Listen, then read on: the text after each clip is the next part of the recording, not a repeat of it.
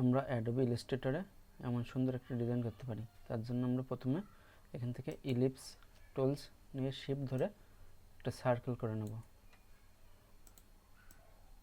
এরপর চলে যাব আমরা ইফেক্ট থেকে ডিস্টর্ট অ্যান্ড ট্রান্সফর্ম, এখান থেকে জিগজ্যাগ, এখানে আমরা 10, এখানে 4, এখানে স্মুথ করে তারপরে আমরা ওকে করে দেব। এরপর এটিকে আমরা কপি করব এবং এখান থেকে পেস্ট ইন ফন্টে দিয়ে দেব। তারপর এটা শিফট এবং অল্টার চেপে ধরে ছোট করব। এরপরে আমরা এই দুটোকে সিলেক্ট করব, করে এখান থেকে অবজেক্ট থেকে ব্লেন্ড থেকে মেক এটা করে দেব। এরপরে আমরা চলে যাব ইফেক্ট থেকে পাথফাইন্ডার থেকে এক্সক্লুড।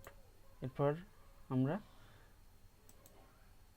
এই মিডলটাকে ডাবল ক্লিক করে সিলেক্ট করে নেব। আমরা চলে যাব অবজেক্ট থেকে ব্লেন্ড থেকে ব্লেন্ড অপশন, এখান থেকে আমরা প্রিভিউটা অন করে দেব। এখান থেকে স্পেসিফিক স্টেপ এটা দিয়ে দেব। এখান থেকে আমরা এটা বাড়িয়ে দেখব কেমন হয়। 11 করে ওকে করে দিলাম।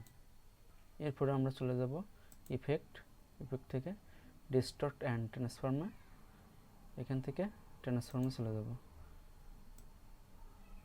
এখানে আমরা প্রিভিউটা অন করে দিই, অ্যাঙ্গেলটা দিয়ে দেব 100